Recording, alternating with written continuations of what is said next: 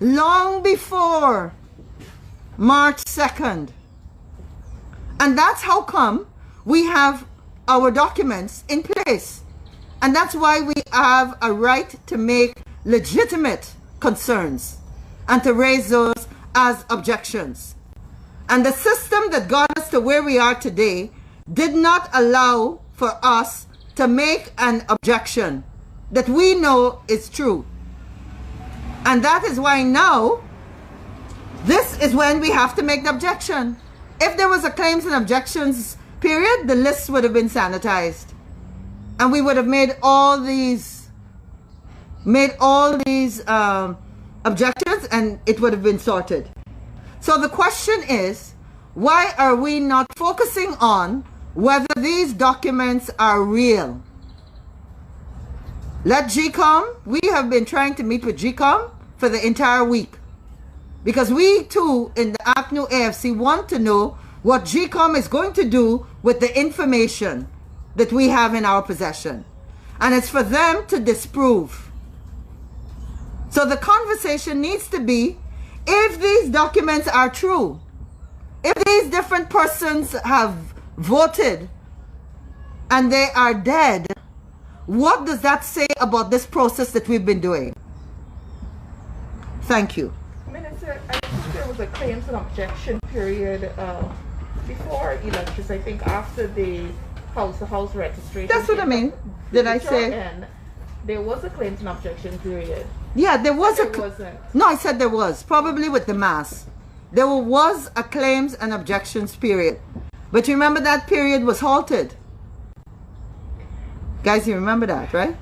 Mm-hmm. Yes, there was a claims and objections period. And it started and it went on for, I think, 2 to 3 weeks. You guys could check that.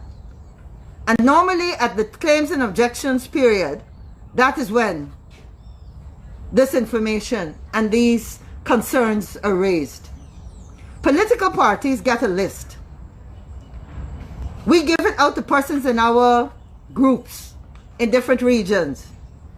And if I know John Brown died yesterday and I went to his funeral and his name is still on the list, it's not a brain, you don't have to have a whole heap of brains to look at it. If I see on the list that Mr. Brown's name is ticked, and I also may have a death certificate, because I would have applied. I would have applied. I would have paid my $300 for each one. It's a public record. So this suggestion that, you know, somehow with government contacts, you did something nefarious, we've had this information for a long time. And we are calling on GECOM to explain how we're going to look at all these anomalies and discrepancies that we are seeing.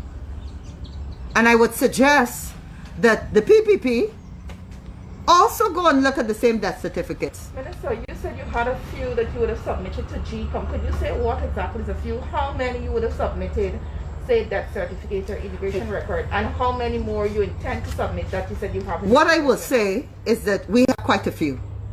We have quite a few. We are willing to produce them to GECOM. And the question that we've been asking is, what is the process? What happens after now? And I think you've heard most of us say this. Minister David Patterson raised the same question. Everybody has been raising the question. Is it, do we give you all our copies of the death certificates now? What is the process? We don't have an answer for that yet. In fact, there's one side of the legal fraternity that says, once we make the objection and give the name, it is for GECOM to investigate. So GECOM is the one that would have to go to the register of deaths and check and say, do you have a death certificate for this individual? So I just thought that I needed to come and to clarify. Because what does this really mean about this election process if we got people that died that are voting? And this is where I know we want to get to the numbers. But before we get to the numbers, it's about the integrity of the process. Because this is what we have found. How are we going to have everybody commit to a result unless everybody is confident? And that's why if it takes an extra 2 days, 3 days to make sure that everybody is confident, that is what I think Guyana needs to consider doing. Minister, how do you respond to the commissioner? You would have heard him a few minutes ago said that it is not for GECOM to investigate the details of that observation report when it's compiled. And that's why I'm saying we are asking and have been asking for more than a week now what the process is. You cannot tell me that I cast my vote in good faith and I expect it to be counted, and there are people that are dead that cast their votes and their votes are going to be counted. You can't ask me to accept that. You can't ask any Guyanese citizen to accept that. And therefore, if it is not GECOM's responsibility, somebody has to explain how that happens. Minister, what do you say to the opposition's position that it may very well be impossible for a person who is dead or someone to vote in the place of a person who's dead or migrated, being that there are GECOM staff there on site? And also to the fact, they're also saying that the president would have declared the elections as free, fair, and credible, and now objections are being raised by the party. And before you add, they've also pointed out that they have... Let me go one by one. It's the same question, that there would have been party agents from the primary parties, the main political parties present within those polling stations. And this is where, unfortunately, part of the problem is that we're not even listening sometimes to what we are saying, what each other is saying. From the day of the election, we made objections in 5 different regions.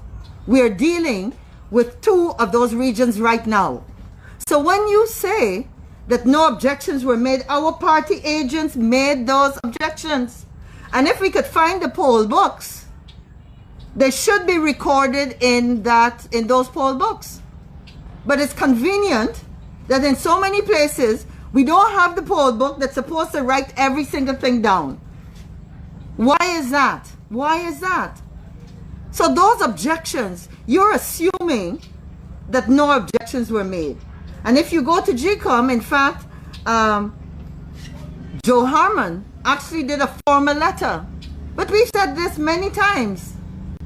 But I think, unfortunately, sometimes when we say things, it doesn't resonate for whatever reason. But we made objections since the day of the poll.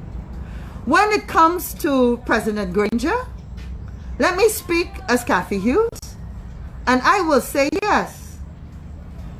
In most cases, it appeared as though people went out, they cast their vote. I was very proud of the way Guyanese behaved. We did it well.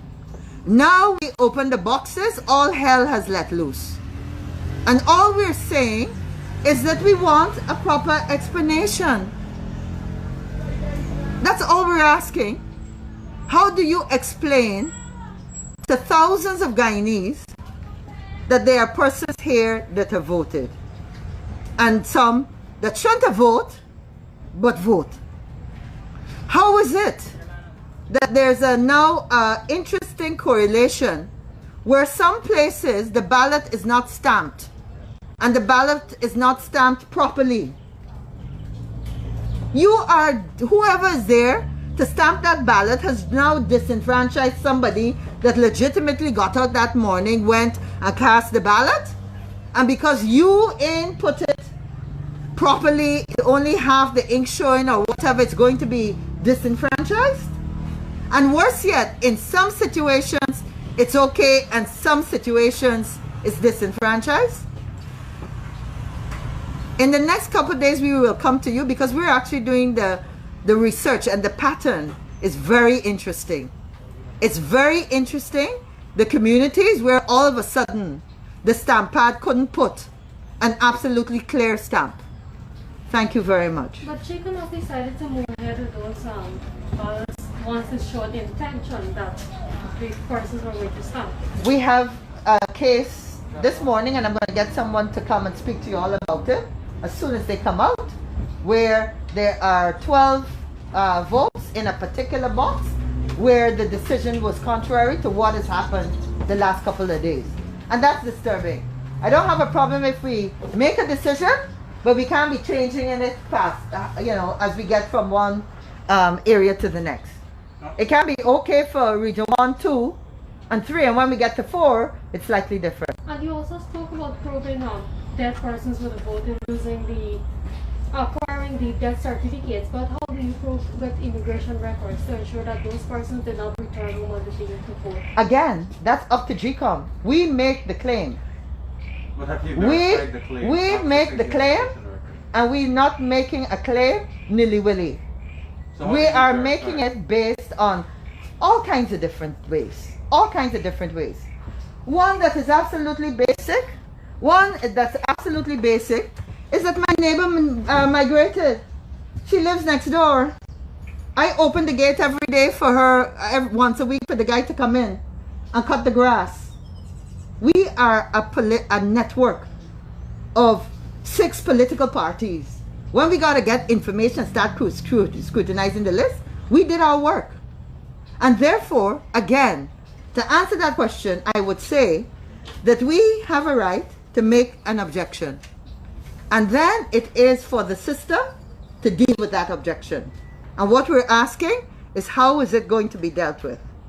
Thank you. But Miss, we're not getting any of the numbers, how many deaths, how many people. We're working on that. We're working, but you're hearing it every day. Aren't you listening to the live? An accumulation. Right. No, I don't have an accumulation yet. But we are working on accumulative. But it's something that you guys could do too. You could get a researcher or someone to do a cumulative. Can I ask one final question? Let me just, it's so hard. Finally, the objections on these issues, they were no election day and on election night and so on. I'm sure it's the same thing I answered, so I'm not sure But what. this is not aligning with public statements from election day moving forward to since the recount started, that the elections were free, fair, and credible. I'm sorry, I just answered that. Didn't I just answer that? I'm not sure. Yes, I answered that. You were asking, forgive me, but she just asked me that question. But she asked me in the context of David Granger. That how it was that we agreed on the, just after the election, that we said it was okay. And I answered that. Yeah. And while your party has been responding to these anomalies that are now coming up, have you compared the SOPs in Region 4 to the SORs coming out of the recount to see whether the numbers are the same? We haven't. We haven't, because our position has been from day one that we don't. We do not go with the PPP's SOR. And where we are right now, we're dealing with SORs. And that's the most important thing. Everybody agrees we have a very transparent process, and we're working with the SORs. And that's what we're looking at. Have you looked at Mr. Golding's numbers? I think I just answered that. Thank you very much.